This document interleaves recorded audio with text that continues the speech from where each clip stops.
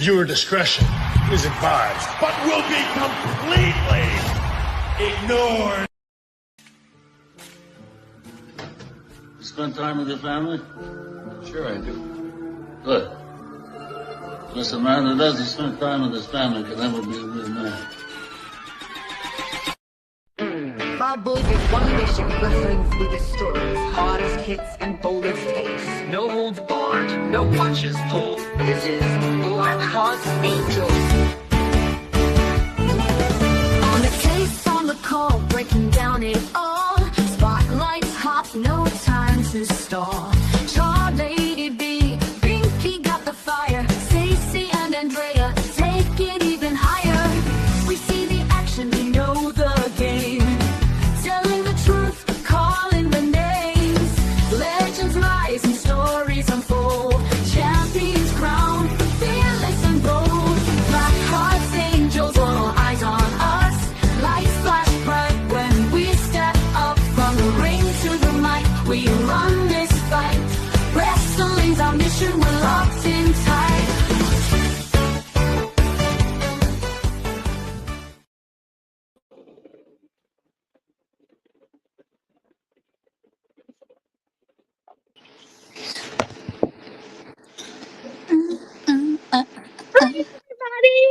Welcome to a post-Halloween special edition of Blackharts Angels. I'm Char, joined by her beautiful angels in here, Lady B, Binky, Draya. How are you girls doing today? Doing good. I'm actually getting a little better. I'm actually getting a little better after the last incident that happened. That's awesome. Glad to hear. Glad to hear. So in due time, you will see my face again. Oh, yeah. So, Miss your face. I know, Yeah. but you know, we getting there slowly but surely. don't forget to like, share, subscribe. Girl. Don't forget to like, share, subscribe, ring the notification bell. Share this with your friends. This is the place to be. This is going to be an amazing show as usual with us girls. So, what else new? But share this with everyone because you want to be here. Guys, also check out our link tree. This is where you're going to find everything related to our podcast. Where you can find our merch, where you can find where we're streaming, anything related to the show. It'll be right here on our link tree. So check us out there. So, we would be where we were without some amazing brand ambassadors, guys. So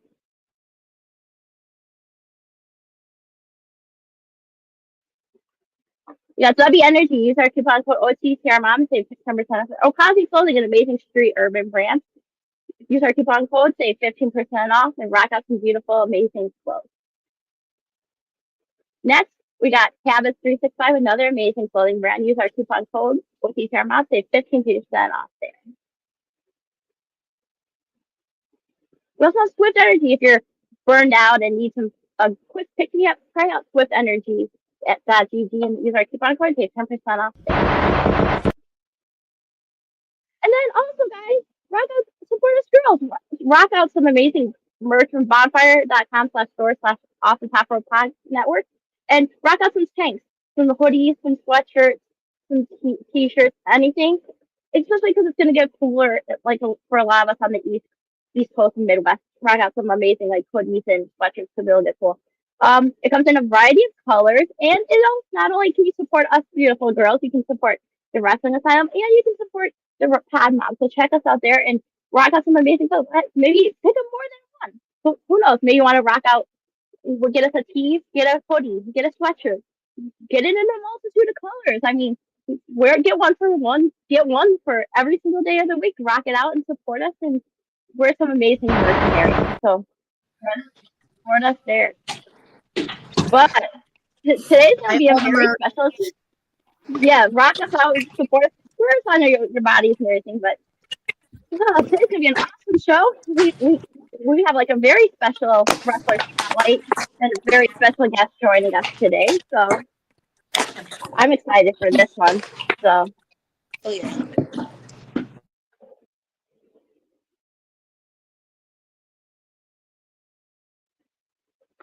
So our wrestler spotlight for the week is none other than the amazing Clipper Jones.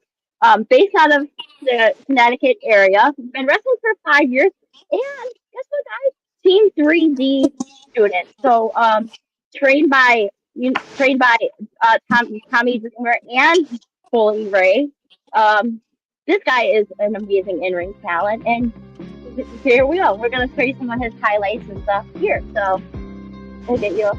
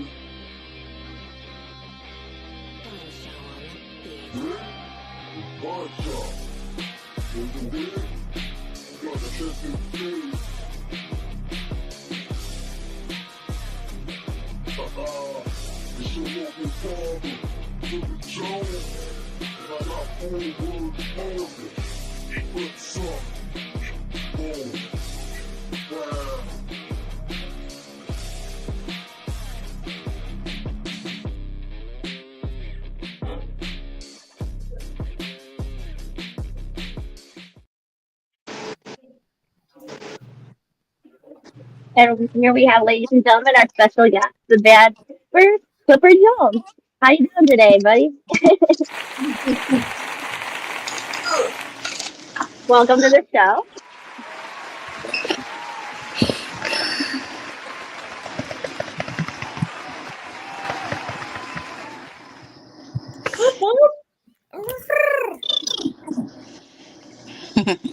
Just making noise. So, I read that you trained with Team 3D Academy under the tutelage of Bully Ray and Tommy Dreamer. What was it like to be trained by two Hall of Fame legends like them? It was very interesting because they have a saying called old school rules, new school tools. So they would teach you how to hang with the guys of this generation, but teach you like guys of the old generation. So it was interesting, it was fun, but there was a lot of work. That's all I can tell you that much. It was a lot of work, a lot of push-ups, a lot of sit-ups, a lot of body slams, but A lot of hard work.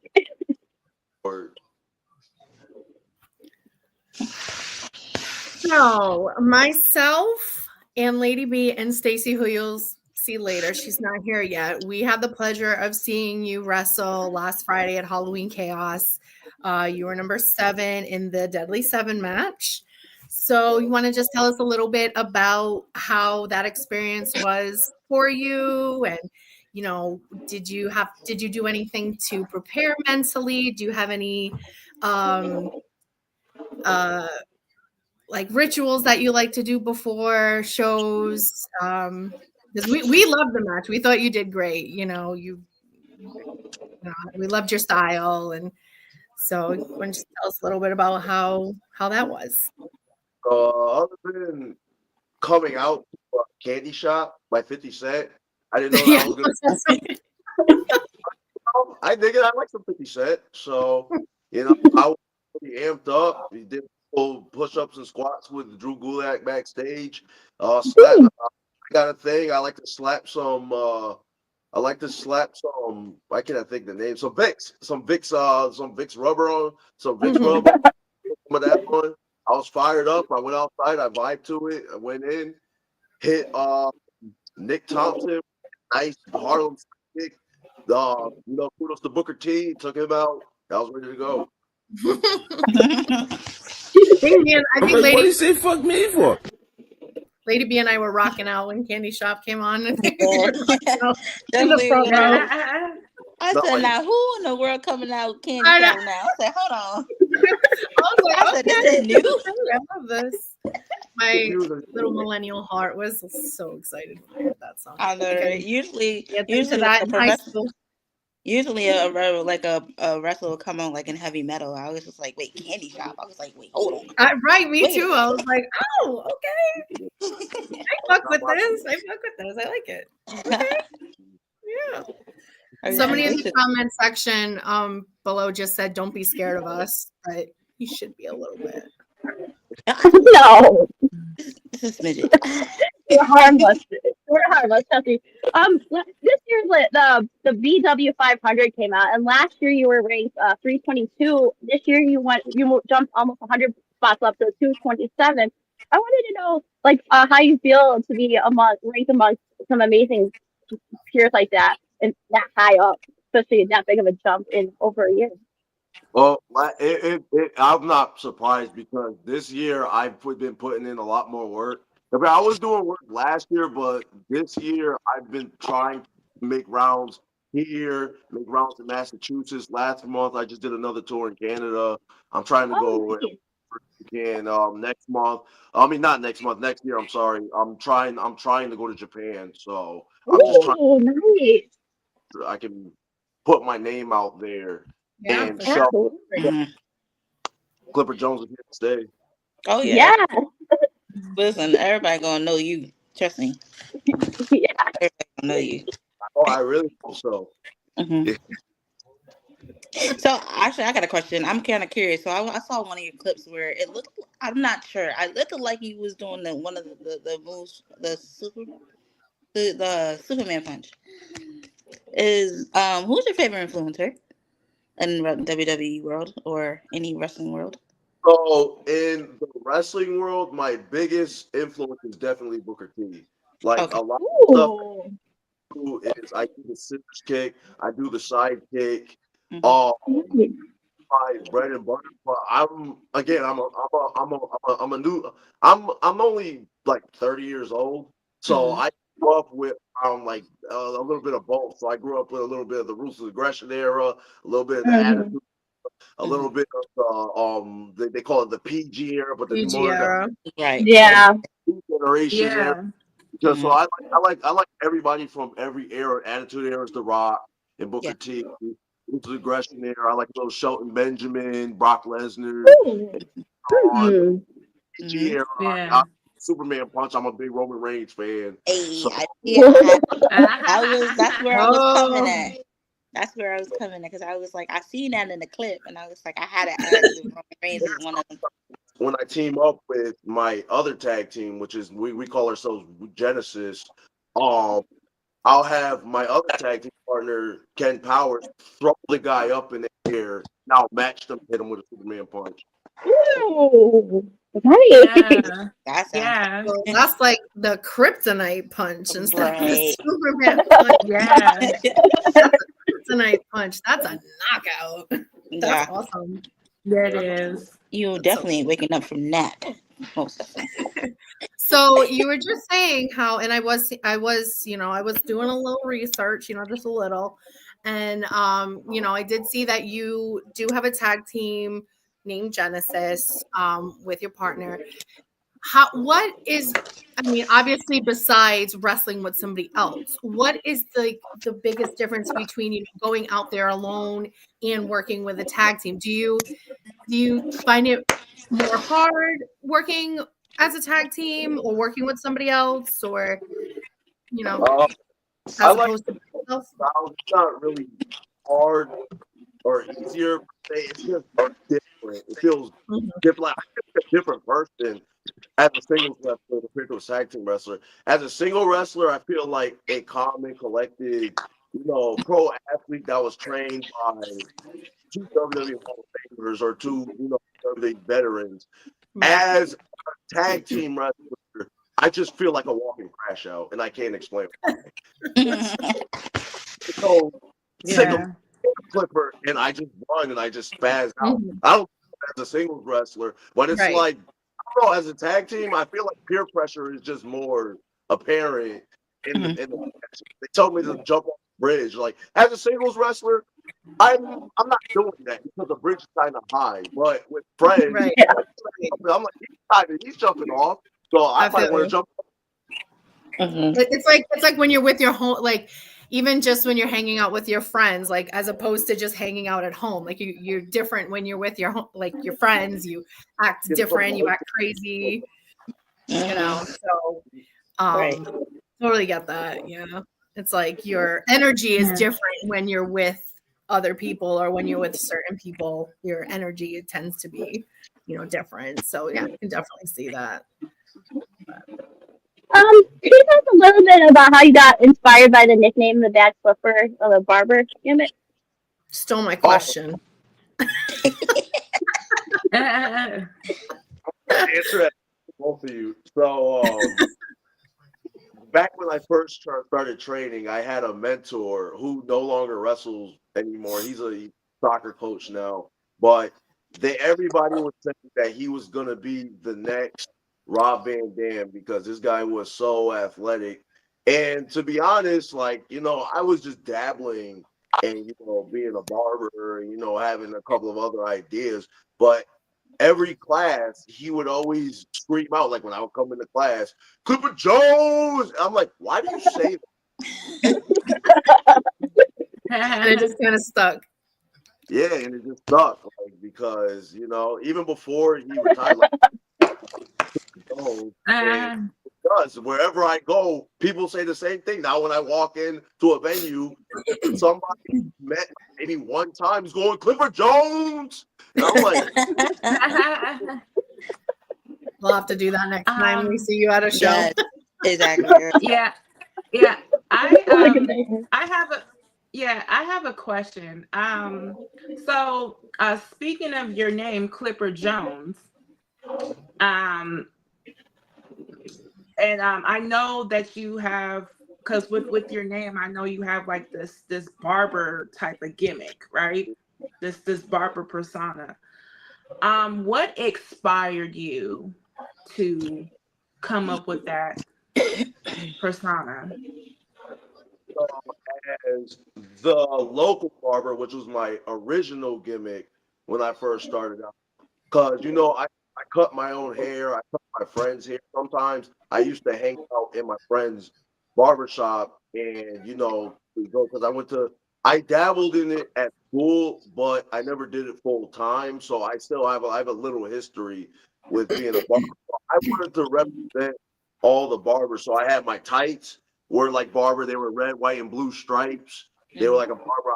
I would let my friends come in for free, and I would represent them and bring their car. I would show them their cars so that people would know the local barbers in this area. So that's what inspired the local barber. Now the bad barber was just somebody that's extremely angry and just it's like an angry version of the local barber. So instead of representing being a barber, it's just me mocking being a barber. That's why I walk around with giant blue scissors and I try to chop people's head off.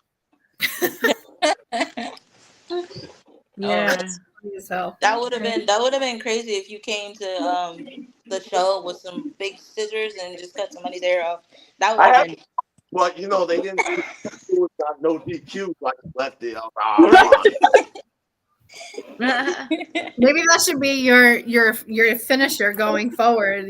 Like you just take somebody's hair, chop it off, and then it just ends the match. That's like your finishing maneuver. Just cutting bitches' hair off. I fucking love that. I would love that. You don't see that shit anymore. You don't see that anymore. No. You don't. You're the original. Yeah. Back in the day, it Zachary used to would be be. original. Back in the day, it'd be crazy. Yeah. Oh man. Like, definitely would be something you don't see anymore. But No. so I have a fun question, not so much a Ooh. question. So, what is Clipper Jones's guilty pleasure workout song or workout artist? Oh yeah. Would definitely have to be when there it is. Star by Smash. Okay. That's interesting. Right. That's a good one. Yeah. That's a good one.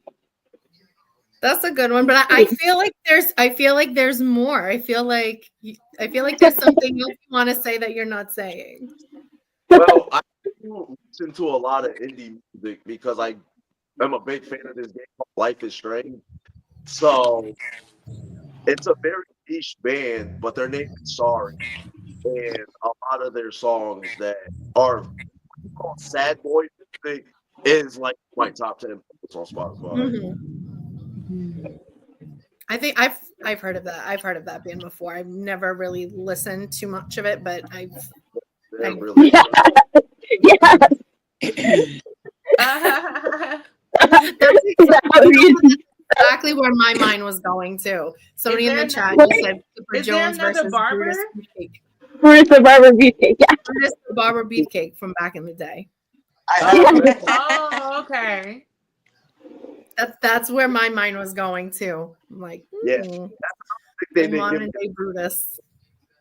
Oh. I like it. Like, what do you do to get ready or amps up or something before a match? Like a workout or anything to get prepared?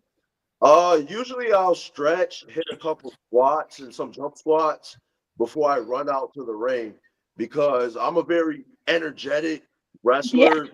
Why when I ran out, I was dancing to the candy shop and then I just everybody in my tag. That's why I love my tag team because we all have our different rituals. Like I'll be doing my squats. I'll be doing I do like a little side shuffle because again my former trainer's a soccer. He's a soccer coach, so he taught me how to do the soccer training. My other partner will be punching the wall, screaming, and I'll get kind of first. Really intense. Yeah. That's funny. I have a question. Let's see. What is your dream match? Like, who do you see yourself like going against? Like it could be like an idol, or it could be anyone present, or the future. So, what is your dream match? So on a local level, my dream opponent right now is he goes by Ichiban, and he is one of the most athletic cruiserweights in Connecticut right now, I have to say. And I feel like me being about a couple inches taller than him would be a cool like dynamic because I do cruiserweight stuff too, despite being 6'2". I feel like I'm a little cruiserweight too. So I feel like we can go forth on a like global level. Like I definitely want to go one-on-one against Kenny Omega before he retires. Oh yeah, Kenny, yeah. Oh, He's one of the best. that would be awesome. One of the That best would be currently, awesome. yeah. I could definitely see One of the best talents, yeah. Yeah. And I have another question. So your dream match, the names, right? So do you know what kind of match you want to have? A hair versus hair match. No, besides the hair versus hair match, like more like an Iron Man match or any type of speculation or. So we have this thing in wrestling called the Broadway match, which is literally an hour-long match. It could be like an Iron Man. Or I would say I would any.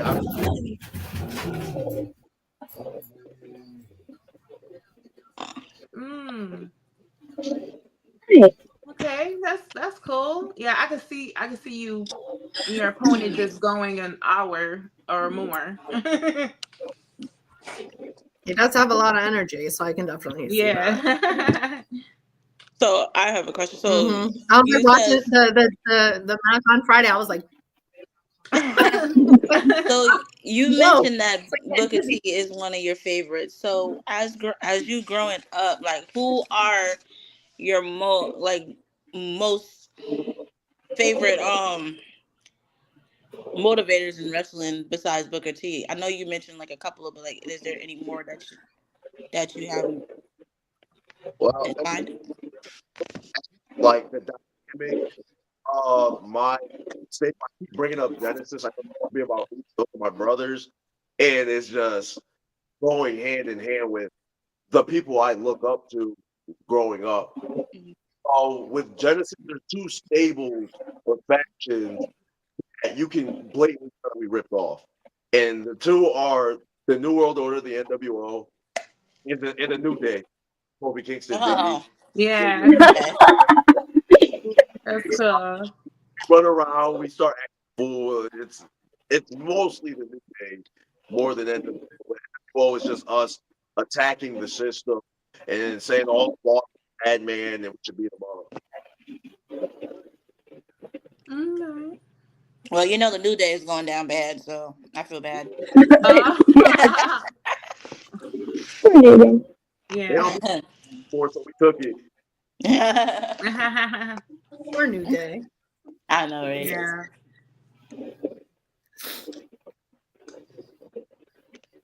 So you said earlier on, you said that one of your dreams is to go over to Japan and wrestle, get your name out over there. Do you have any inspiration from like the Japanese like wrestling scene, like any like wrestlers and stuff from over in like New Japan or any of those promotions over there? I actually started watching around 2011 or 2012 ish, and the very first match that I saw was Kota Ibushi versus Prince Devitt, now Finn Balor, for the IWGP. That's what on reference. So I'd say like right now, if I were to ever go to New Japan, hopefully so, I would want to take on I definitely want to take Inosuke Takeshita. That's my baby. Yes. Yeah. That would be a dream matchup. Stacey, hello, welcome. Hi, Stacey. Yeah. Hi, Stacey. Stacey, meet Clipper Jones. Clipper Jones, Stacey. She was also there on Friday with. How's it going? Comes a little late. Getting dressed. That's it. You are watching me. Yeah. He was watching. How was your Saturday, Stacey? I worked shitty. What's up? Any? Well, it's not. You got another question? All right, I have one. So what is a misconception that someone might have about indie wrestling? A lot of people think that indie wrestling isn't on the level of WWE or AEW. They pay $10 and see a bunch of people that you guys work with dressed up in like pajamas just beating crap out of each other. Or they think it's backyard wrestling where everybody's just hitting with light tubes. No, that's only like 10% of it, and the rest of it is regular. It's like you're paying between $10 to $20 to see some people that you might also see on TV. Right. Yeah. I'll have to agree with you on that because I've been, to, some local shows and, shows around my area and Mass and stuff. And the level of talent that I've seen. Ah, my God, right up in. I hate that. I didn't like that. No. Oh my God, that was too close. No fingers, please. Yeesh, Pengers. How corny can you get? Anyway, Jesus Christ. Close up. The level of talent that I've seen actually sometimes surpasses what we see on a basis for WWE, AEW, NJPW, ROH, you know, all these bigger promotions. Because when you're, you know, doing kind of the indie wrestling, you're not as, what's the word? I don't want to say stifled, but you don't have this other corporation basically kind of controlling what you can and cannot do, watering you down. So that's it. Yeah, that's definitely a good, I would say, misconception that a lot of people have about indie wrestling. Because I see it even like on Twitter or whatever, like people who dog it, like, oh, these indie wrestling. It's like, well, no. They give it. I see that a lot. That take a lot online, especially because they're like, oh, they just do it for, you know, a handout, a handshake, a hot dog. They don't really care as much. But I was like, no. Well, it's like indie wrestling's like the lifeblood of the heartbeat of the wrestling industry, because like a lot of them don't get paid as much and everything, but it's like a lot of them do it because they want to get better. They want to get, you know, improve in the ring and everything. But it's like I sit there and I watch some of these indie wrestling shows and these indie wrestling matches, and I'm like, damn, man, why the hell are half these talents on these shows getting signed by major promotions? Because they're just as good, if not better, than some of the talent in some of the big time promotions. So it's fly under the radar. And where do these fucking trolls think that like most of their little favorites come from anyway? IWC is basically how they're doing all this shit. Well, yeah, exactly. Yeah. I had to balance out the level beam. It was like a 5-to-1 ratio, so I kind of just jumped in for people seconds. No, there's too many boys in here. Just to balance out to help you out. Clipper, I got a couple of questions since I'll piggyback off you guys real quick. Clipper, so this has been your second time wrestling for SNW this year in 2025. You've seen the growth and the development that the company has been enduring ever since the beginning of this year. When you think about SNW now, ever since you've been in the promotion for a year and a half to 2 years, right? Sure. So in Maine, you can see the gears turning where it was just starting out, crowd starting to feel it out. Now in Massachusetts, I ain't gonna lie, I felt like I was coming out to NWA Power, the way the theater was set up and everything. So coming into there, it's definitely a much like bigger fight feel for the company, where it's like if everything goes well and good, like you guys can be getting up to between like 10,000 and more some change from the next videos coming out once everything gets put together. So that's definitely a company that I could see myself putting myself behind. Yeah. I appreciate you for that, man, because not just me, but these ladies here all contribute to SNW for the past year and that type of stuff. So without them and without the Mod Men, we wouldn't be here still standing with the company still and seeing the potential that it had. And we just said, this thing needs to get to where every promotion is at. Because a lot of people were fucking just pressing the company down. But when we came in, we said, fuck that. We're going to fight back. We're going to show them you're not going to keep disrespecting us. And we're going to hold our own and be able to bring you guys shows. And Massachusetts has been one of the great homesteads of professional wrestling since the Worldwide Wrestling Federation back in the 1950s.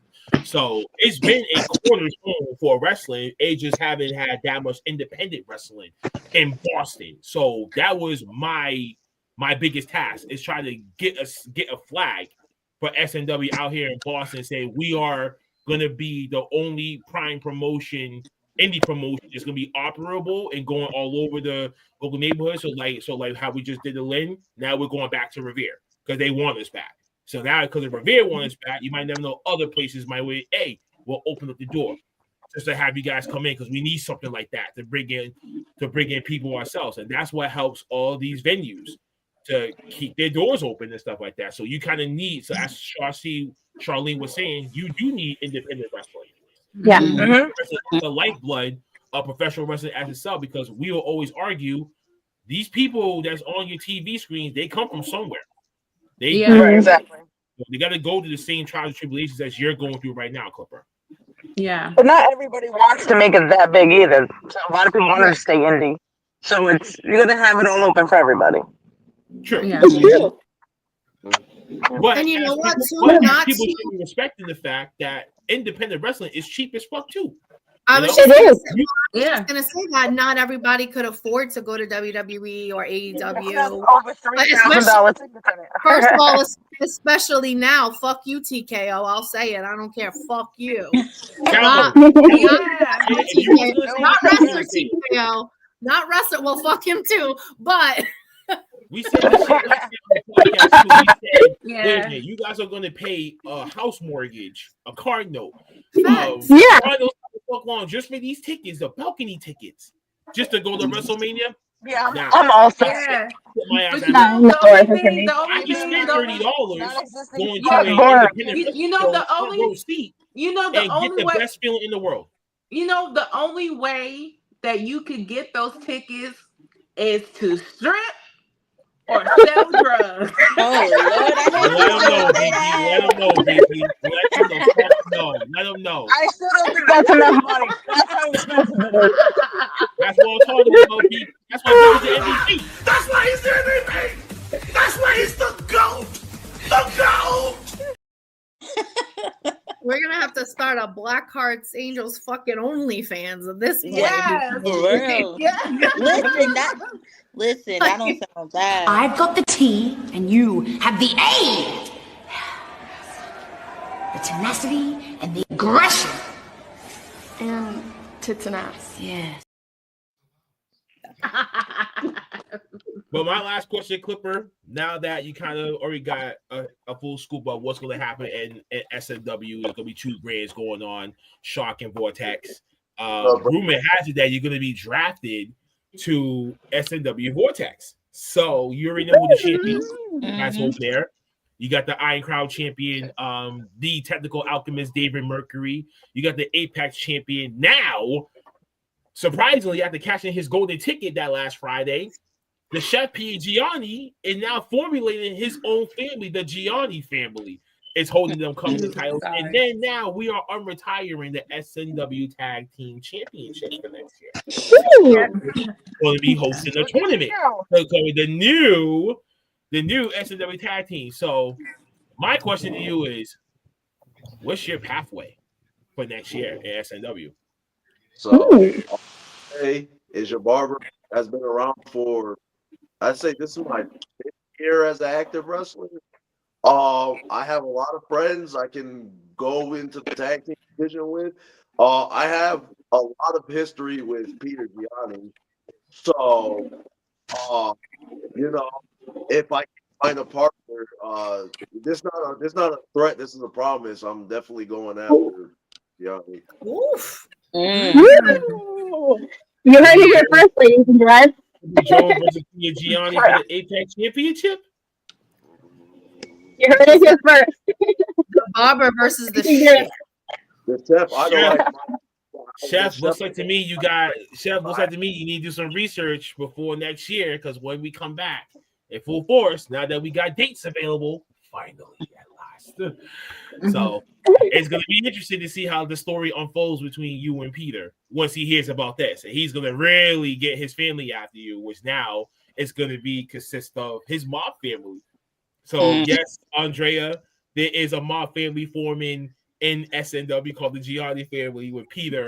What you say? You just saw the manager / consigliere, my man Louis Safiro, and then you got the big guy Tommy Grams, now the main man / enforcer. But they said they got another surprise coming. Oh no! Oh, not for the family. So we see this family growing. So Clipper, you might need to bring some extra clippers with you when you face all this people. See, I'm telling you, Clipper, bring them clippers with you. You gotta cut some. You gotta snip some hair off. Got some Got bitches. Listen, those come in handy. Cut a bitch. I know them promos are gonna be fire. I know that. The only one thing, Clipper, the only one thing was we went to Canada. When you said the last promo that you did, we went to Canada. That's not overseas. That's just across the border. Technically, going across the seas is going to Russia. Is going to the UK. Is going to Asia. We get it. People were saying to me, it's like, Canada is just across the border. You know that, right? That's not technically overseas. Yeah. I was like, it's not my promo, bro, but I think he got it. Listen, we understood what he meant. Yeah. But I got your back, Clipper. Don't let him bully you. No. But is there anyone in SNW that you do? I mean, would you want to face in the future, or coming up? Would you, after you looking at the revolving door of the locker room right now? After what you're seeing, new faces coming in, you're still seeing the Homestead faces still being in the company. Who do you still want to face? All I would say, there's some people in that roster that I beat already in other promotions. So, the number he said, one "I fucked you all up already." Yeah, Tommy Graham. I want to wrestle Tommy Graham so I can beat him again.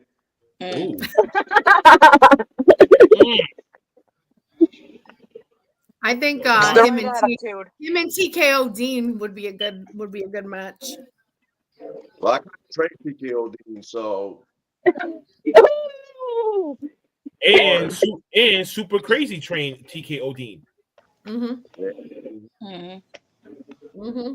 Anytime I can see TKO Dean get his ass kicked is a good day for me. So. Public enemy number one over here, but him and I, we're still beefing online. Him and I, like, we're still fighting. Online. We're still going at him. I've been seeing that, but I've been staying out the way. We've been going at him. I'm like, Draya got this. I ain't worried about that. I miss everything. I don't see it, so you have to fill me in.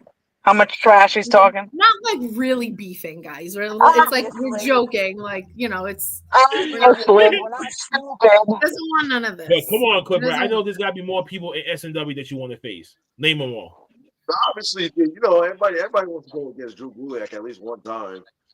Ooh, that'd be good. I was kind of cheap when I saw Cheeseburger back there. Definitely want to do Clipper Jones versus Cheeseburger. I'd say it's Cheeseburger. He was like, I'm Cheeseburger. Okay, I'm in wrestler mode, so I can't fangirl right now. That's why I can never be a wrestler, because I would fangirl like so hard. And well, I mean, I'm also extremely old too, so there's that. Same. And I would just fucking fangirl like hard with anybody. There's sometimes I don't know how to act when it comes to like those things. So facts. it's not good. Yeah. I wouldn't. Kudos to you guys for being able to keep it together, because I sure as hell can't. Stacey knows all. Listen, I can't keep it together either. Oh no. I was trying to hold my composure that past Friday at the show. I was like, God, too much testosterone is going on. It's just pissing me off.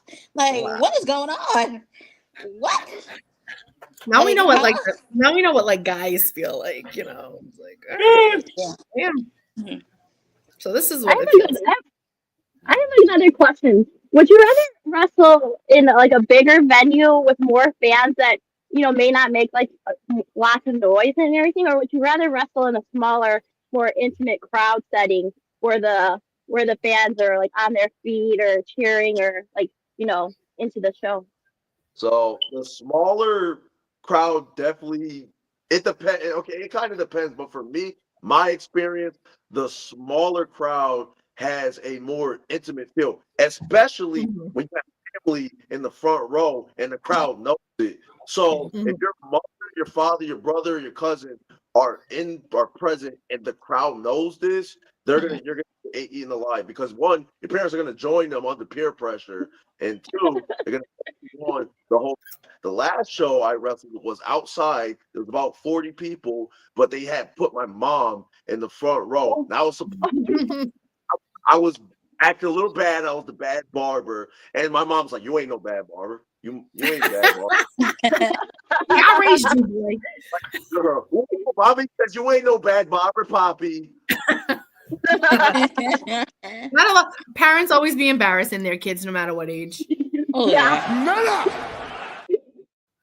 It's like, okay, we get it, Mom. Shush. Chill. All right. I have another, I don't know, I guess you could say fun question. So if you could tag team with any fictional character, who would you choose? Definitely have to be Batman because I wouldn't have to do it. That's interesting. I actually got a question myself too. So since you said that you wanted to go to Japan, are you into like anime? Very much so, yes. Okay. Like what are your favorite animes do you like to watch? What's your top 5? All time, I like Dragon Ball Z, Naruto, and Bleach. All like currently, I'm currently watching. It's called Gachi Akuda, Jujutsu Kaisen, and that's my shit. Stone. Jujutsu Kaisen is my favorite. Yeah, I like JJK. I haven't heard One Piece yet. I haven't heard I haven't heard Yu Shirogami. I haven't heard a good few names in that list, but I get it. That list is so long. With anime fans, you can never please them. No. That's very true. Nah, for real. That's very true. Very cutthroat. It's worse than wrestling. That's like the one thing I'm like not up to speed with is anime. I know nothing. I don't know anything. I'm in the same boat. I'm sorry. I don't know the difference between a Pokemon and a fucking Pikachu. Like I don't know. Pokemon and Pikachu is technically the same. Okay. But if you need Pokemon and Digimon, one evolves well, Pokemon evolves 2 to 3 times minus the stone. Digimon is all digitized. It's all digitized evolution. Yeah, I mean, my boys liked Pokemon and all that shit when they were younger. So like, I know. Sorry, I grew up a geek too. So just from buying them shit, but I don't. I'm not quenched in that. Attack on Titan. You gotta start with that one at least first. Oh yeah. You gotta start Attack on Titan. At least Dragon Ball Z. No, Dragon Ball first for you, because that's the prequel to Dragon Ball Z first. You gotta start with those babies first before you get to the advances, which is your sons and us, me and Clipper, and that shit. Okay, thank you. All right. So, watch Dragon Ball first. I'll stick with mine. And maybe Marvel. Street Fighter. Maybe the Street Fighter animated movies first. Those would be a good kicker for you. All right. Ever feeling adventurous? Maybe. Shit, listen, man. I just put the boys on the Tiger Mask last night. Hey, I'm not knocking. I didn't see that. I'm not knocking what anybody likes. It's just wait, hold on. I'm gonna put you on right now. Like, even though I watched it last night, but still. Oh no, I can't do that one because that one's still gonna copyright block me. Nope, I ain't gonna risk it. What's the other one? Oh,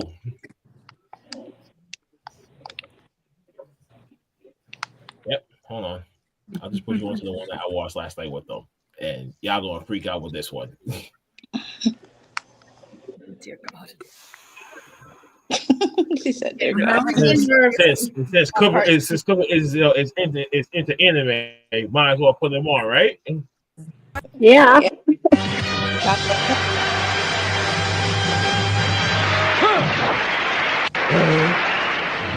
إنه يقف على عمود الحلبة ويبدو في أفضل أحواله. انظروا إلى ذلك الجسم الرائع. And just as a fun note, this was the very first wrestling anime that Japan had ever produced in 1959 to 1974. This character is actually very easy of the Tiger Mask in real life in Japan.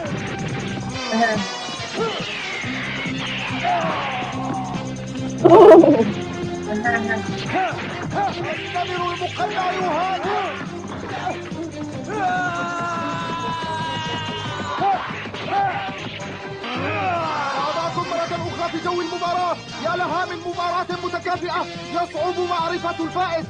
أنا نفسي لا أمسك طيفور بالنمر المقنع.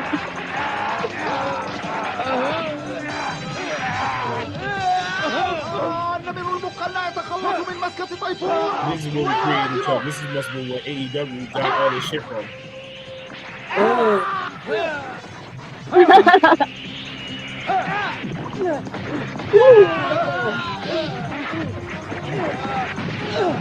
إنها مباراة صعبة على كلا المصارعين. ها هو مصارع الفضاء يطبق إحدى مسكاته الصعبة. They need to make more wrestling animes. I'm sorry. I know you agree with me. They need to make more wrestling animes and shit just for us fans. They need to. لقد أفلت بشكل رائع من مسكة طيفور. لقد تفوق على النمر المقنع الأول بمهاراته. يا إلهي. لكن طيفور استجمع قواه من جديد. هذا صحيح. هذه المباراة هي بحق صراع بين أفضل التقنيات. أليس كذلك يا سيد عزام؟ نعم صحيح.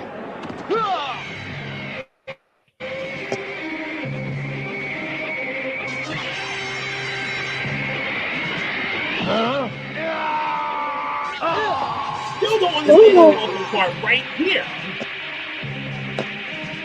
This top of his donkeys. He still lives.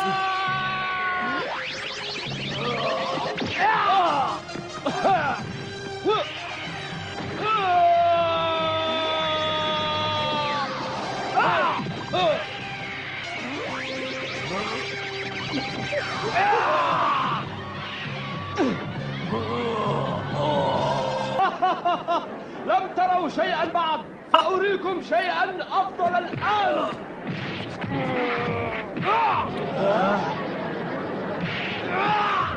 Look at this nigga.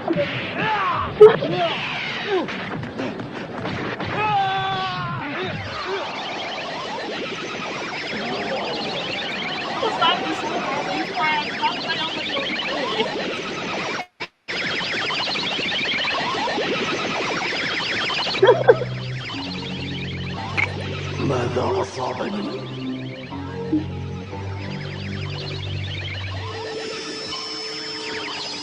إني أحلق وأتحرك لكن لا أستطيع التنفس.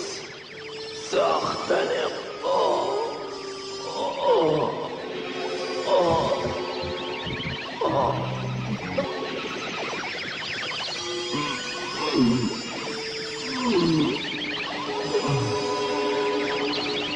أشعر بتحسن الآن.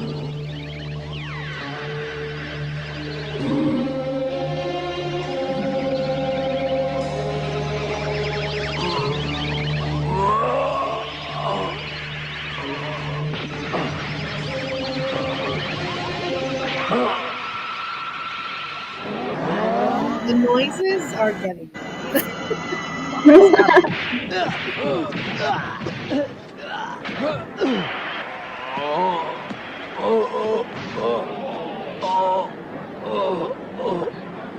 سأصف لكم ما يجري. لقد نجح النمر المقنع بتفادي مشية الفضاء ولكنه يتنفس بصعوبة ولا يستطيع الركوب.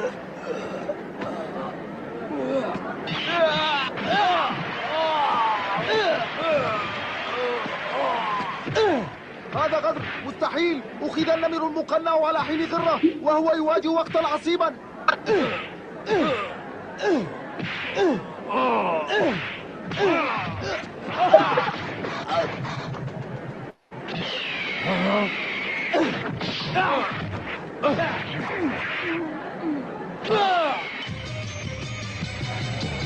احذر.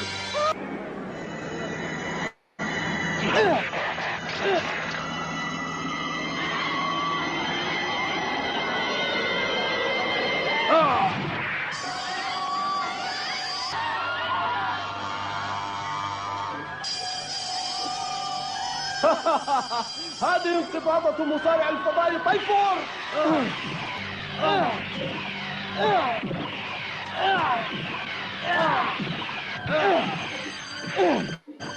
ختامها مسك أيها النمر.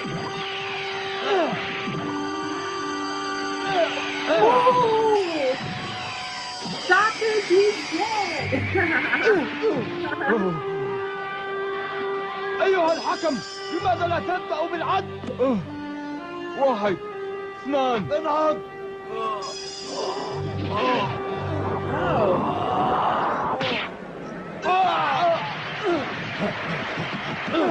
سادتي وسادتي، لقد بدأ النمر المقنع بهجومه المعاكس.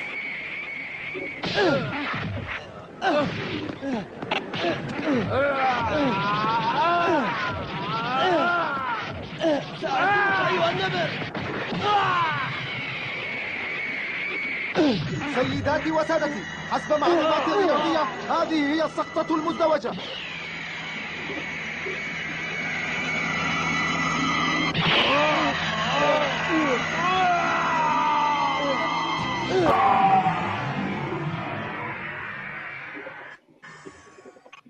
Damn.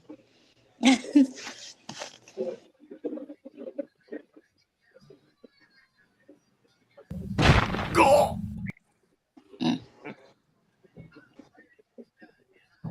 What the fuck?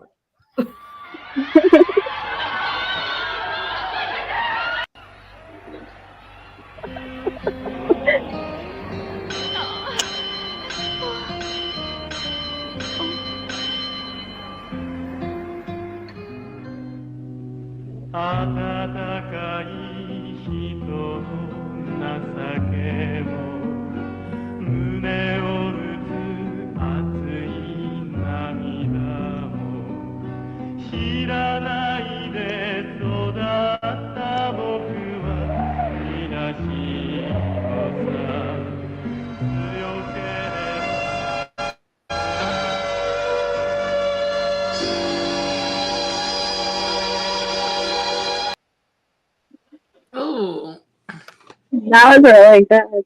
That was that good. that looks like a what you call it, a death match. An anime death match. Ooh. Yeah. Okay. Yo, I was like, ooh, wow. Fantastic. Yeah.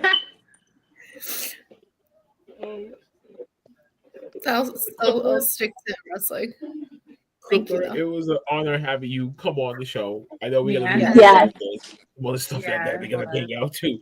And I mean, if you want to stay, you could. If not, then you can just dip. You know, it's up to you. But ladies, y'all can go and continue on doing Enzo's Amore's topic. Right. Oh boy. All right. So this is me and Binky's topic. So this is about Enzo Amore. He basically saying that he can make a promo in less than within 5 minutes, and he's unbeatable. And to my knowledge, that sounds like cockiness to me. All I know is that he sounds like all he says is, "You soft. How you doing? How you doing?" Like, I don't think he can really make a promo within 5 minutes. So Binky, you want to take it away with the rest? Honestly, he claims that he's better than the other talents. You know, like he thinks he can like come up with a promo, write it, and just go with it. You know, pretty much he's just bragging. Pretty much. You know, and it's like, and it's just, everything what's going on with him, the controversies, and I don't know. He's just being bold and cocky, and to me, he's washed up. Very much. Damn. All right, I'm gonna have to play devil's advocate here, but I fucking love him, and I miss him in cast. If you go back and actually watch like some of like his before he left WWE, or I should say got fired from WWE, let go, whatever. He's actually really good. He's actually a really good speaker, and he's a really good talker. And he was very entertaining. He might not have been the best wrestler, but he's definitely entertaining. And whenever he was on the screen, he always had my attention. I kind of agree with him. I think he can do a promo in 5 minutes. I think he's. I think so. I think he could. I think he could. Don't get me wrong. I used to love him when he was in WWE. Like his charisma, his energy itself, like him with Big Cass was like so goofy and so fun. Like it was so goofy at the same time, but it was fun at the end of the day because it was like he kept the whole crowd entertained. Not only just by him saying how you doing, so whatever he be saying, but it's just 10 points to whoever can 10 points to whoever can say the whole thing right now. That he bada boom, bada anyone. Oh, I gotta remember that. Bada boom, real guy in the room. How you doing? Come on. I know somebody got it. Don't make me have to do it. Come on. Somebody do it. Oh my god. Bada boom, real guy in the room. How you doing? I mean, Man. he was. I am a certified G and a bona fide stud. Yes. And you can't beat that. And this Brothers and sisters, are you with me? This is Big Cat. And he's 7 foot tall. And Oh my god. What a boom, realest guy in the room. How you doing? How you doing? Yeah. Oh my god. Yeah. I actually recorded that entrance. I loved it. Ladies. I'm disappointed in you. Man, listen. I knew it, but I forgot. It's been so long. Come on, Flipper. I know you knew it. Come on, man. Left me here to You need the music in the background to get it. Oh man. You should have played it. I have a picture with him somewhere. Me and him. Oh, me too. Outside of the dunk. My problem with him coming out and sitting there saying he claims he can write a better promo than anyone in wrestling. Really, that's funny. He can cut a better promo than an MJF. He can cut a better promo than an Eddie Kingston. He can cut a better promo than my boy. And that's scripted company, and he can write a better promo than any of them. Yeah, but I think what he's saying is if given only 5 minutes, like if he they can cut promos in 2 minutes, they're better. if they were like, okay, you only have 5 minutes and you have to write something, most people would be like, I don't fucking know what I'm gonna say. I mean, I know I wouldn't be able to. I think what he's saying is that he has that ability to be able to kind of pull it out of his butt. Yeah, basically. For lack of better terms. But yes, that he would be able to do that no problem. I don't think he necessarily was kind of meaning like, oh, I'm better than everybody. I don't think that I mean, maybe I'm just misinterpreting it wrong, but the way that I took it as if he only had 5 minutes to go out and do a promo, that he would be able to do it. Where Yeah, because most most times would script it out not and be have it able to. pre-written. That's So how he's I talking took about it. on the fly. Right, exactly. Like Yeah. he could do it on the fly. That's how I took it. Yeah, And I think he could. And I mean, I'm not gonna say that he sucks at doing promos. He does. He's not bad. Like honestly, he like as far as like him like being on the mic, he's not bad. You know, he's really good. But I just don't think that he's better than anybody. I just don't think that he's like the best. You know, like he's one of the best, but he's not like the he's not like the best. You know. That's what I'm getting at. That's what I was getting at, Binky, too. Is like Everybody thinks they're the best at everything. That's what I was getting at, Binky, too. It's like it's kind of disingenuous to be like, better than anyone. It's like it comes across as like a little cocky and arrogant that there's some people out there that could. I mean, like you said, is he good at cutting promos? Yeah, there's a lot of people that are good at cutting promos, but he's just like better than anyone. Right. Nobody's more cocky and arrogant than MJF, though. All right. Oh So yeah, MJF is really taking away The Rock, taking away Stone Cold, taking away like those typical guys, Hulk Hogan, whoever. Top 5 promo people. So yeah. Right, I already named 3 off the top of my head. Eddie Kingston for me. I say MJF's at the top 2. I say Mox is at the top promo. I say Drew is a good promo. I say LA Knight's a good promo. But right there's 5 people in my head right now that are better promos there. I mean, you could go to any other promotion. There's probably some better ones there too, but off the top of my head, there's like at least 5 right there. Yeah. All right, go ahead, Binky, yours. Let's see. I actually like you just well my list is similar to yours, Draya. I know that The Rock, he's one of the best. Stone Cold is good at promos. LA Knight. Who else is good? Who else is good? I'm not really a huge fan, but AJ Lee. AJ Lee could cut a promo. Really good on the mic. Becky Lynch. It's just I could just name a few who could really cut a promo. I would have to say, I mean, if we're talking, I mean, I'm thinking kind of old school too. I'm thinking like Eddie Guerrero. Yeah. Jake the Snake. Jake the Snake is good. Jake the Snake. Ooh. Yeah, he could cut a promo back in the day. And he had just a way of like just being so menacing and like sounding creepy without trying to be creepy. It was like when he spoke, you listened, you were drawn into what he was saying. Yeah, that's a good one, Jake the Snake. I mean, Dusty Rhodes, obviously, I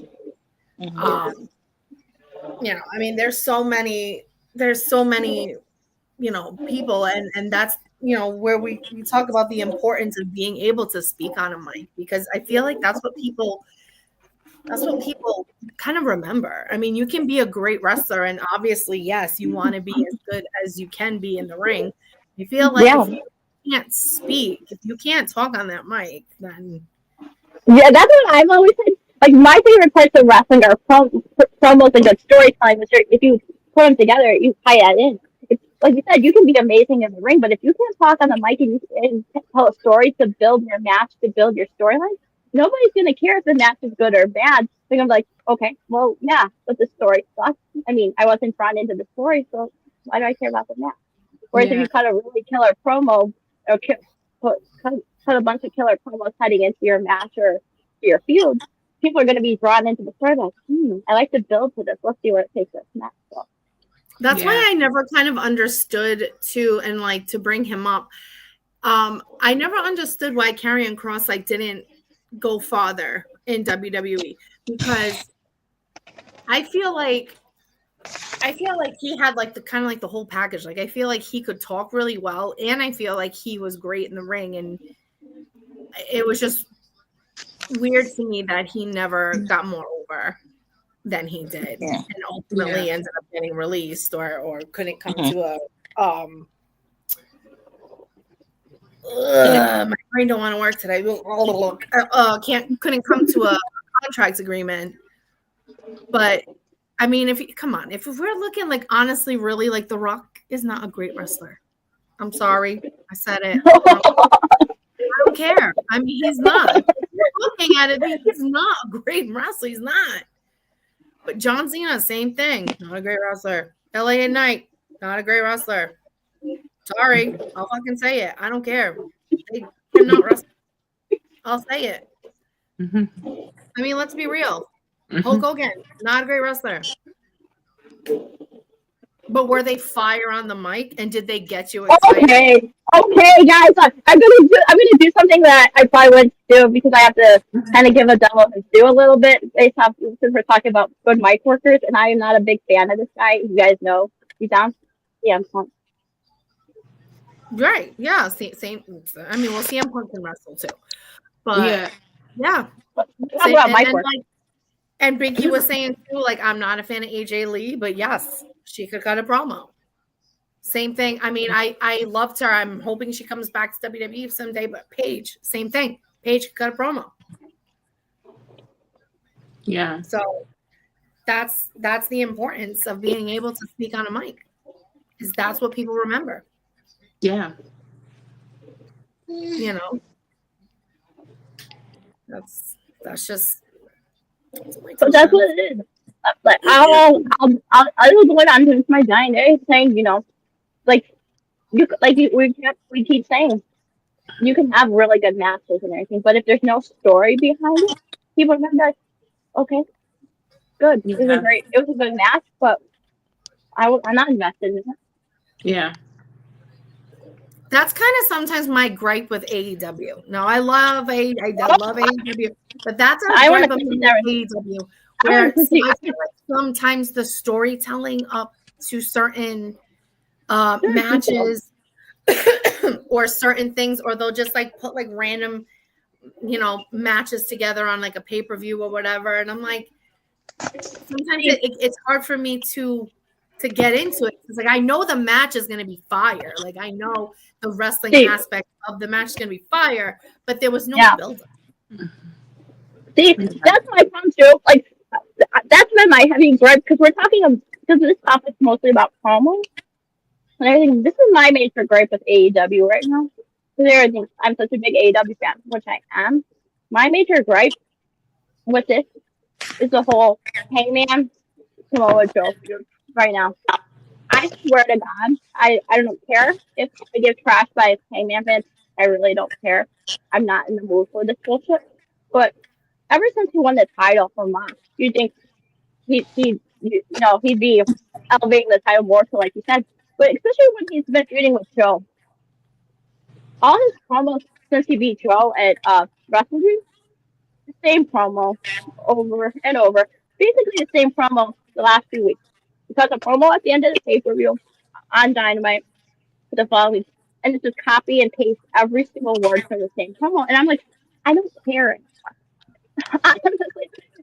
They're getting so fed up with the fact that I'm getting so fed up with it that I'm like, just put the fucking title back on MJF at this point. Guy can wrestle. Guy can tell a story. This Hangman experiment isn't working right now. I'm over his reign. They're like, you can't take the title off him. It's too short. He's losing viewership and he's not drawing numbers. So I'm like, at this point, you have to cut bait because it's all stale. So yeah,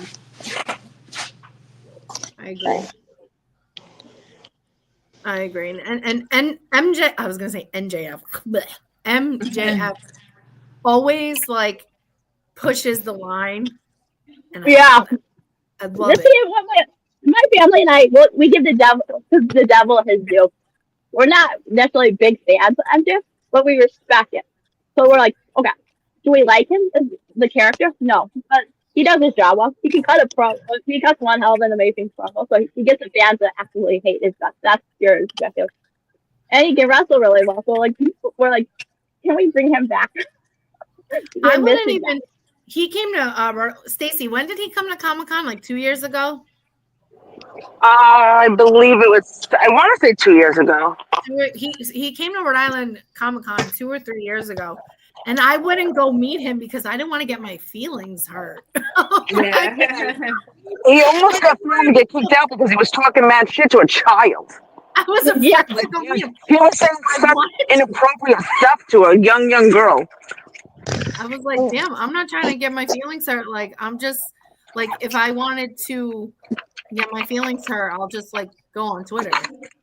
I'm not gonna pay for my feelings to get hurt. Like, I didn't want to meet him. Ah, shit. No, I don't care. I'll be a pussy. I'll be a bitch. I was not getting my feelings hurt that day. Hell no. No. What? You heard me. What? No. You heard me. Should we move on? Should we move on to our next stuff? Yeah. Mm-hmm. Yes. No. Oh my gosh. Yes. Oh my god. So tonight, Saturday night's main event. I'm not as far as I'm majorly excited with. I mean, Tiffany Strand versus Jade for the WWE Women's Championship tonight. I'm excited for that. That should be good. A triple threat for the IC title: Rusev versus Penta versus Dom.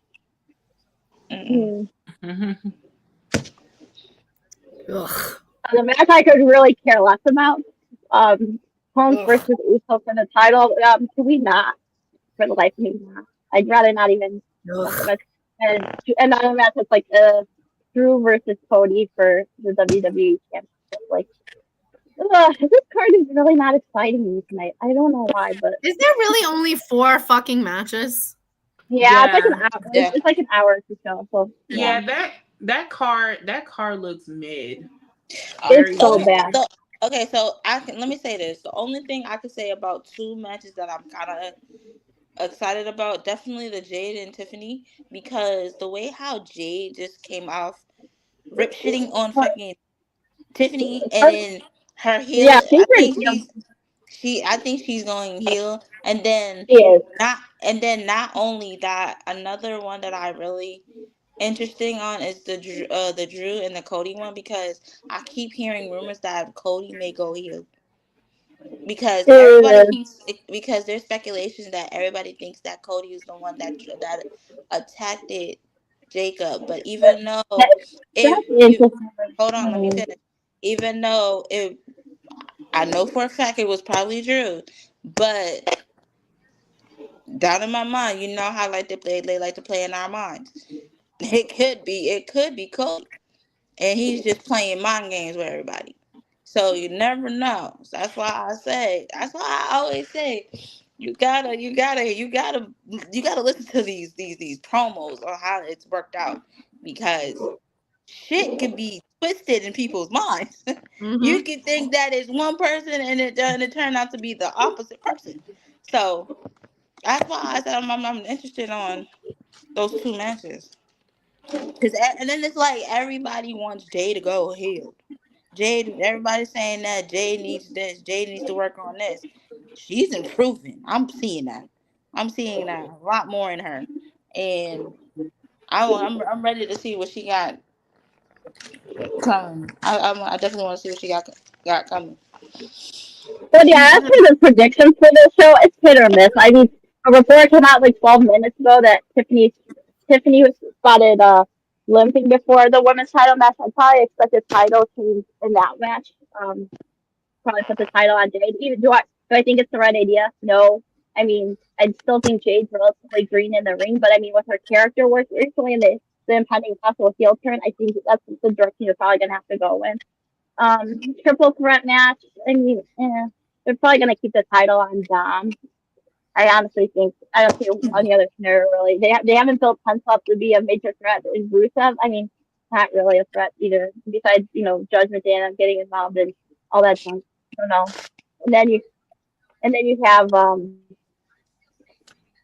world title match. I thought there was a rumor going on with a stip there that it could be like if Cody ended up getting disqualified, the title would switch hands. So that would be an interesting way to go. I don't know. I think Cody will still walk out. I feel Drew should win the title.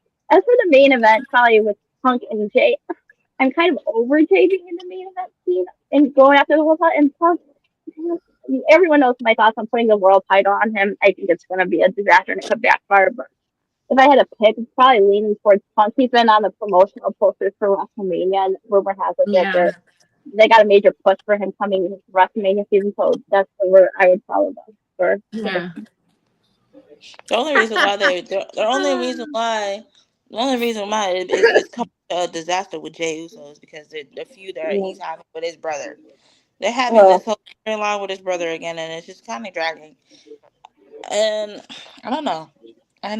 It's kind of annoying. See what happens when my boy, well, I should say our boy Stacey. See what happens when he gets hurt. All things go to shit. Okay. Yeah. Because that's the only fucking way to get his little title is because my boy is hurt. Exactly. Because you wouldn't really have it. Brain Braun Breaker and the Bronsons. I fucking hate motherfuckers. I don't know. As for the Jay versus Punk match, instead of Punk being in that match, they should have gotten LA Knight, because LA Knight is most likely, he's most likely qualified for that championship. Yes, I'm playing devil's advocate. I know not a lot of you are into LA Knight, but I'm cool with him. I like it. He deserves it. He deserves it. Like he deserves it. I know Dre and Stacey are against it, but I'm with you, Binky. He can cut the promos. He's been in the main event scene. He's constantly getting drafted and everything, and it's more than long overdue for a push in the main event. So why not? Why not pull the trigger? Same with Drew. Stop fucking around with Drew and have him beat Cody for the title. I'm done, man. Yeah. Stop putting people the same thing. But I'm gonna be the oddball. I'm gonna be the one with the Drew hate. I can't deal with Drew.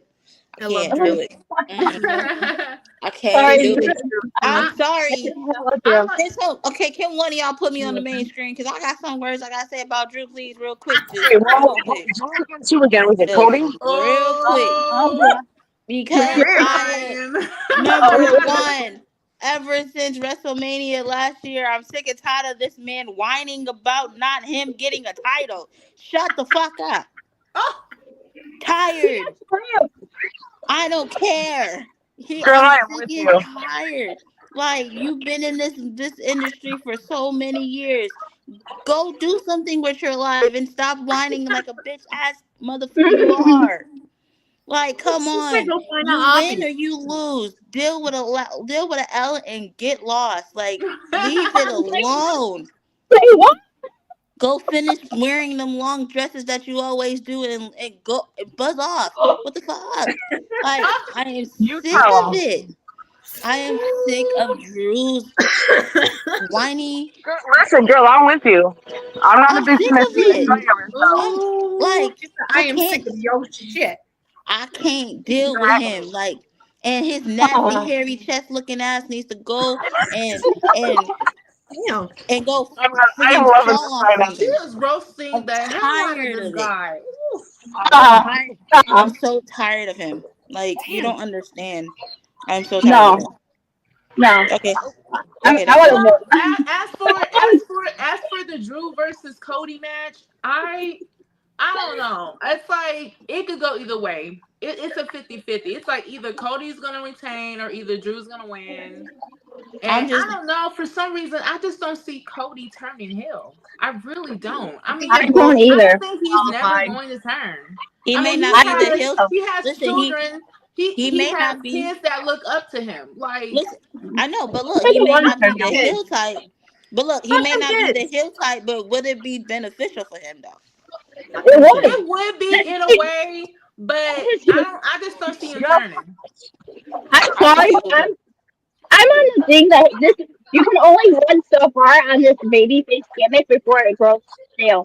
And the fact that you keep putting a title on Cody time and time again, and his promos are becoming stale, his character is becoming stale as a babyface. I think you have to turn him heel eventually. Yeah. Because I mean, look, he has played a heel before when in WWE. Like, remember when he was like dashing Cody back in the day? Yeah. He can play a heel role good.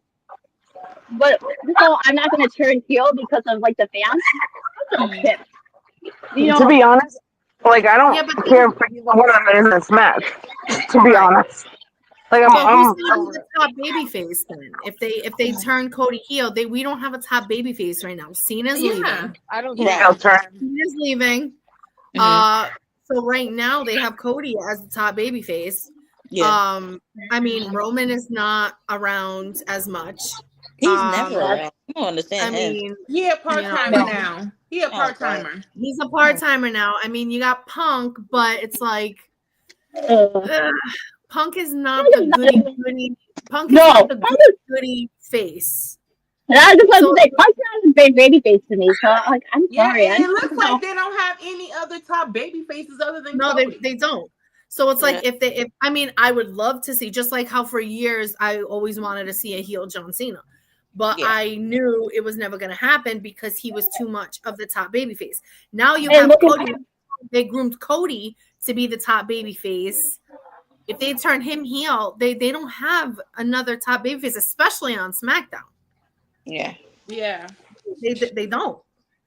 So they need to start before Cody to there needs to be, I know that they were like trying to do it with Jey Uso for a little while, but I don't know. There's something for me, and this is for me, only me. This is my opinion.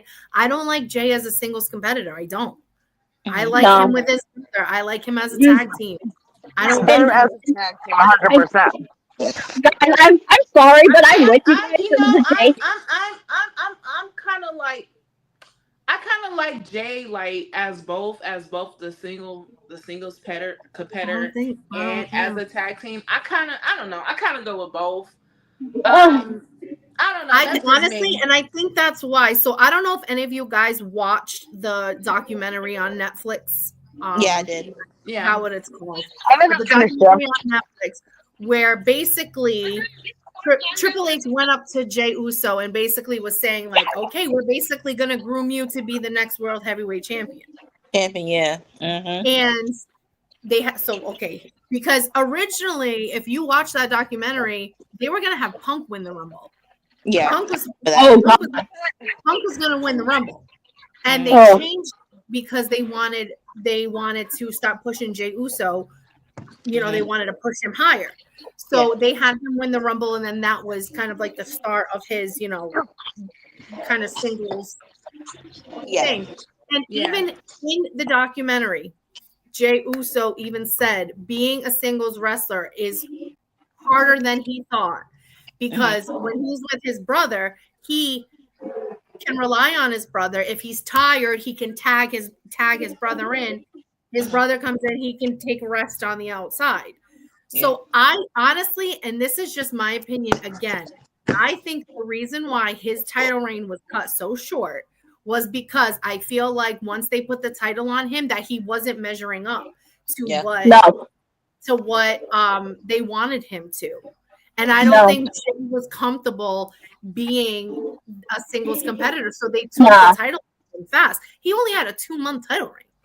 Guys, and not only that, but you have to think, look at that WrestleMania match he had with his brother Jimmy at WrestleMania. That match was vilified as one of the worst matches ever. It was vilified as a massive stinker. The match was rated bad, and now you're like going down that same route for next year. You're teasing him and Jimmy again, and I don't see a scenario where that match plays out any better than it did at WrestleMania. And if you think putting a title on a guy who had a 2-month singles reign and had a WrestleMania moment match with his brother where it was trash, I don't know if you can trust him to have another world title reign in a big time moment heading into WrestleMania. I like Jey Uso, and I do, I do want for him to win, but at the same time, I don't think he's going to. Like, I just don't see it. I think they're gonna give that world championship to Punk. And I dread that too. He's 46 years old. He's injury prone, and the last time he held a world title on 2 separate occasions, immediately right after he won, he got hurt again. Guess what the problem is? Right now in WWE, Seth just dropped the title due to injury. He's gonna be out for 6 months. Can you afford to put the title on Punk, not knowing if his body's gonna hold up from now before WrestleMania, before Survivor Series, before WrestleMania? Is his body gonna be able to hold up with a long ass reign for that long? And like, he hasn't proven to me that's a wise decision in any sense. Because you put the title on him heading into WrestleMania season, say he does get hurt, say something bad happens. Yeah. Well, now you're screwed. So the only thing that I will say about that, Sharon, I don't know if anybody else has noticed this ever since TKO has taken over. Have you noticed that the champions or the higher, like I would say, the more popular wrestlers are not wrestling as much? It's almost almost like, again, this is just my speculation. It's almost like TKO doesn't want their big names to be wrestling as much because they don't want them to get hurt. So unfortunately, injuries happen.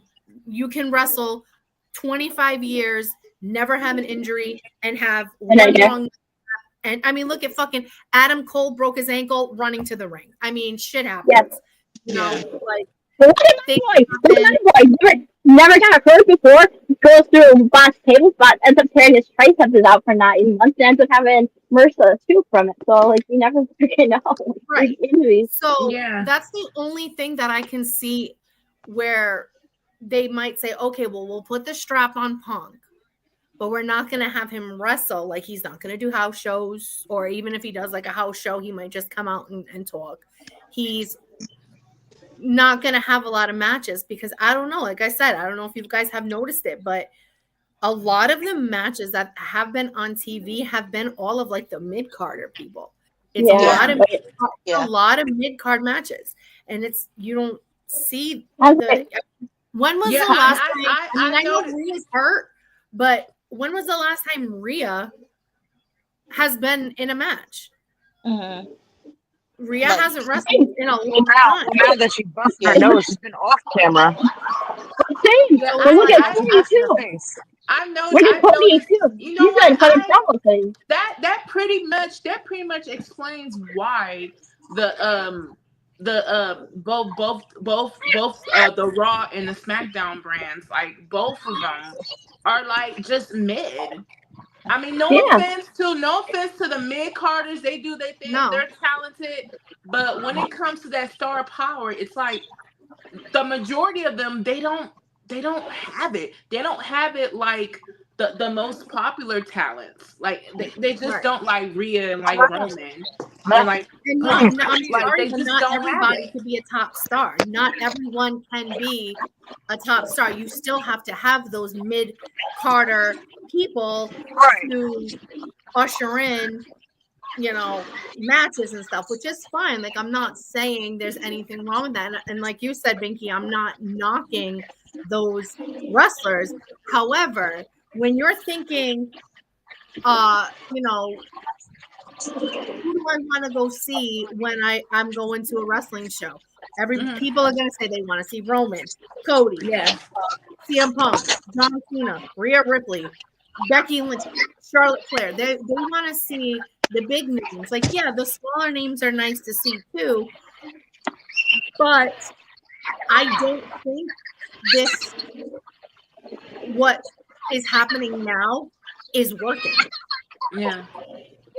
It's not. And speaking of Rhea, I think the last time she wrestled was like on TV was like almost a month ago. And I mean, she's done like 3 like super shows overseas, but I mean, other than TV, he hasn't been on TV that much. Same with Cody. I mean, he's been on TV recently too, but think about everything he's done recently. 90% of it's basically been mic work. Yeah, Been on and, the and mic. I want to bring up one. I want to bring up one talent, which is Bianca Belair.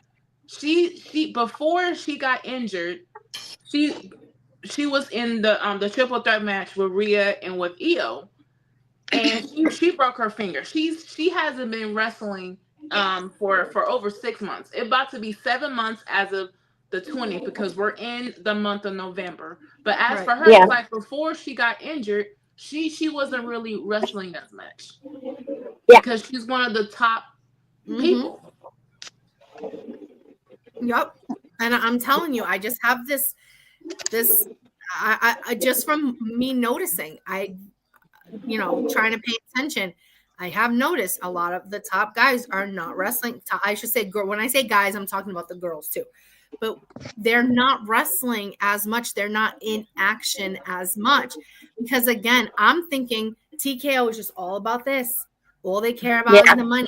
So if their big people are gone, they're not going to have the money. So they're trying to neutralize their top people as much as possible, which I get it from a business standpoint. I understand it from a business standpoint. You want people to, you want to make money. I understand it. However, wrestling is not a typical fan base. Okay. No. You go to see specific people. It's not like when I go to a Patriots game, I'm going to watch a football game with a bunch of people on the field. If one of them gets hurt, they bring in a second string person and they run the play. When you go see a wrestling show, you can't just tag in. All right, Seth Rollins is hurt. You can't tag in somebody else and have them come out. You gotta see big people. So because it's not the same shoes. Yeah. By not having those people, coming out or even doing a promo, having a backstage segment is not good enough for fans now. Who is going to want to pay all that money to come see their favorite? Yeah. And they're not on the show. Yeah. You got to think about. They got to think about it in that aspect too. Yeah, it's nice to make money. Tickets at $3,000. Yeah. Leave it on that. So I don't know. That like I said, that's just my observation. I don't know if that is true. Oh, it's 100% fact. But That's right, Stacey. You want to get into your topic of the day? Jump into your story, Sam? Go for it. Oh boy.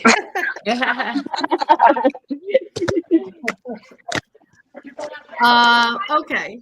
So again, this it's funny because me and Stacey, we've over the years we've had a lot of funny encounters or whatever. And every time we talk about it, we're like, wait, did we tell that story already? Did we tell that one? We have to remember. No, we're gonna have to sit down and make a list of all the stories and check them off. Right. So like that ass. So this story is not as juicy as some of the other ones. It's just kind of a funny. Which one is one of the juicy ones for you? The real juicy story is gonna come on our season finale. We'll just when we do our season finale, that's when we'll tell our really, really big juicy story. But this one, not as juicy. It's just kind of funny, I guess, or cool, I guess you could say. Right. So, there was a show in Providence. I don't even remember what year it was, but it was so long ago. It was a while. And Stacey and I and a couple of our other friends, we went down to the arena early and we were being those marks, those people. And there was, I don't know, what would you say, Stacey? 100 people outside, 200 people outside? There was quite a bit. There was this, because this was back in the, all right, so this is back in the day when Total Divas was around, right? This is, So that's Total Divas. This is before they blocked a lot of stuff up and stopped us from doing things and getting closer to them. Right. So picture back then. So there was quite a bit of fans outside. We get there early. We just tend to get there early and sneak up close to the fence, so we can be noticed. Because that's how we wear those marks. We don't do airports or any of that shit. We don't do that. Absolutely not. We are not. No airport and chasing someone down. Hell no. Absolutely not. No. I don't want to be bothered coming off a flight. I just want to get a chance. But yeah, so pictured back then, Total Divas like maybe like the second, third year in, give or take. No, because she started the show. So maybe the second year in. Yeah, something like that. Because she was one of the originals that started. Right. Yeah. I have to think because Jesus Christ, it's been so long. Yeah, so within the first couple years, I would say. Yeah, so a couple of the girls who were on Total Divas were coming into they were driving into the arena, like the parking lot. So I want to say I think it was like Natty, it was Eva Marie, Alicia Fox, so the team from Total Divas was there filming them coming in and whatnot. So a couple of them went over to the crowd and they were like signing waivers, whatever. So Eva Marie walks and me and Stacey, we took a picture with her, and I think same thing. Alicia Fox came over, we took a picture with her, and then the people from Total Divas came over. Right. So the producers of Total Divas then came up to us and they asked us to sign a waiver or something. Yeah, sign waivers for us to be on TV. If we use this footage, are you okay with us using it? We're like, yeah, whatever. I guess that's fine. Right. Sure. So TV time. All of a sudden, now you got to picture this I don't know, at least 200 people outside. Yeah. And all of a sudden, so Eva Marie, she goes down the line. She takes pictures of people, and then she turns around, walks right up to Stacey and I, and goes, "You guys mind if I take a picture with you?" And we were like, she's like, "I want to post it on my Instagram." We were like, okay. Scratch our heads, why? Why us? But okay. Right. We were like, oh, okay. Sure. You just walked by this whole row of people and asked us to take a picture with, we were confused. You know what I mean? You can be still. But of course, we did it with a smile. So we were like, okay. So she takes a picture with Stacey and I, and she ends up posting it on Instagram. Fucking picture blew up. Oh, I don't know. And she put something oh, hanging with. I don't even remember what she put, but it was hanging with. We should have looked up the picture on her. You go on her page on Instagram. I have it somewhere too. If you go on her page and scroll all, I have it saved, but it's fuzzy again. Oh my god, I see it. Take off the background, you goofball, and then it won't be fuzzy. That's the photo. It's fuzzy. But takes the picture with us and posts it online. It blows up. It goes viral. I mean, I want to say for weeks, Stacey and I were getting messages on Twitter. Oh my god! Because of this one friggin' picture that he posted, and we were just laughing because it's we were just standing there. We weren't even we were just standing. We called her over to take a picture with her, but we didn't expect that. Right. So we were joking, and we're like, out of all these people, why did she come up to us? Oh yeah, for real. And you want to why? Because she knows we're the best. Well, that and she knows we were probably and we were probably the most normal looking ones there. Let's be honest. But if you see Kevin in the background and a bunch of other creepers. Kevin was that creepy in the background of that picture. it was just like I'm telling you, like that photo just blew up all over the internet, and for real. For real, man. What's up, man? Hey, man. So that's that's the story of how me and Stacey went viral with Eva Marie. Oh my God. Hey, I'll take it. And they never ended up using our Total Divas footage. They use not with us in it, but they use it with like another portion of the crowd because I think was it Chris in it? Like blonde Chris, wasn't he there? Yeah, well, yeah, our other friend ended up making So they it showed him in the background. But they also said that clip was in Texas, and it wasn't Texas. It was Providence, Rhode Island. That's right. I remember that now. Oh my God! So they lied too. Oh my God. Yeah. I mean, when did I go on vacation to Texas? Mav is saying he wants you to tell the story from your perspective. You feel it would be twice as funny. We have the same story. We're standing side by side. What do you mean? We were standing side by side. It's the same story. We literally looked at each other and we're like, "Oh, okay." Like that's the difference. I don't know what else you want me to say. Like, sorry guys, we have all our teeth. It's the same story. We have all our teeth. So I can't get camera. Oh, we have all our teeth. We don't smell. At least not bad. Oh my God, there's some raunchy people that go around there. You know, guys. Yeah. Listen, this is a PSA for, I don't know, I'm not gonna say all wrestling fans, but like Rhode Island I wrestling do get fans, it. Let me know. you need to get it together because you guys smell. Oh my God, yes, please. Let me know what you mean. Then I'm lost. I get what Andrea is saying. Like, oh my gosh. Something about New England wrestling fans that like it, like boiled hot dog water. Like you walk into the arena and it's like sausage and peppers all of a sudden. Just hits you. Sausage juice. Yeah. Yeah. With a little sourness, a little twang. Like, Like if you can afford tickets to a wrestling show or to a meet and greet, you can afford to like bathe. Around. That's it's funny. not hard. You can wash your ass before you go. Like it for you, for the talent, and for everyone. Just please. Amen. Exactly. Sick of it. Y'all nasty. For real. It's not hard.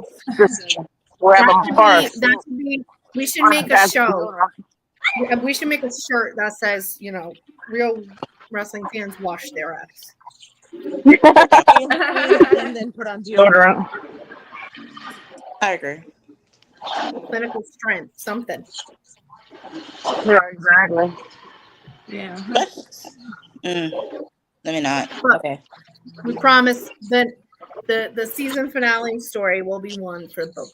Oh, well, we're looking forward to that. I'm really looking forward to it. Real face showers. Yes. As long as we run out of other stories too, we're gonna save the juicy one for last. So we're gonna be fed really, really well on that day. Lots of juice. Like I said, we might have to redact names. Oh. Great show for my girls, and it was one this week. Thanks for joining us, Clipper. It was great to have you. We might have you back again some somewhere down the line. So thank you for joining us today.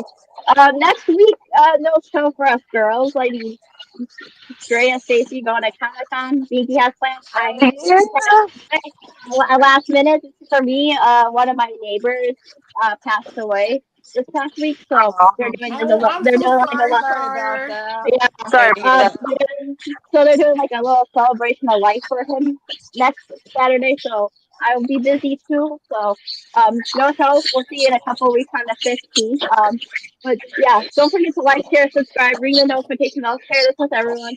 Don't forget to check out the Wrestling Asylum tomorrow with Eric. It's gonna be that show's gonna be crazy post Halloween and everything. But yeah, you can find me. Yeah, sorry, man. We'll be back in a couple of weeks. I know you're gonna miss all of us girls, but we'll be back in a couple of weeks with some more crazy stuff going on. So Yeah.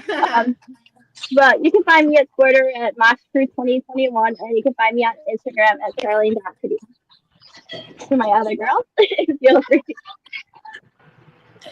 You can find me at Instagram, highly_jaded, and on Twitter, you can find me at I am Queen Bossy 20.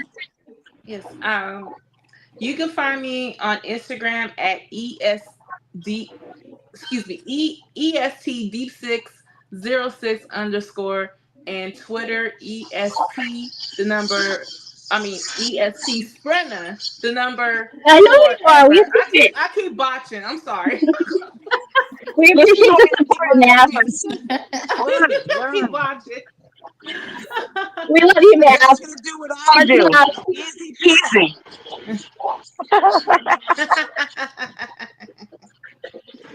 I can't.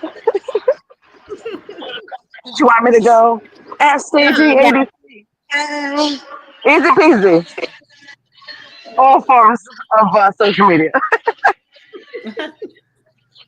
She keeps it nice and easy, y'all. I wouldn't remember anything.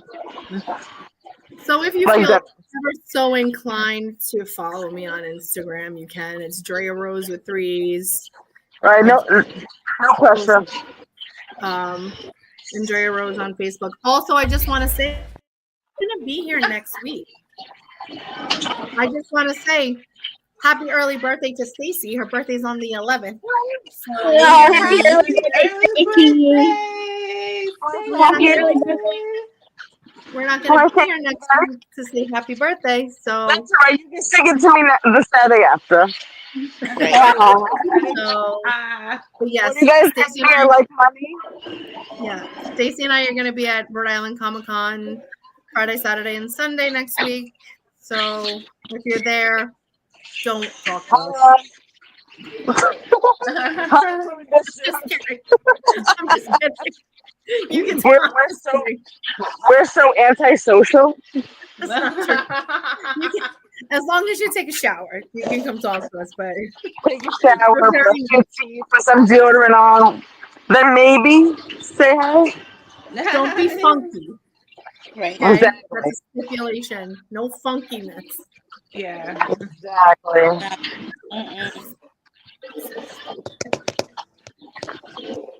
Until next time. See ya. We love you. Bye. I give this match a 10. A fucking 10. Take care.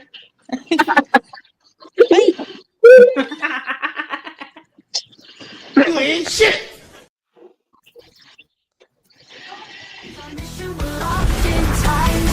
Champions, rebels, icons, and outlaws. If it happens in wrestling, we're breaking it down. It's Blackharts Angels.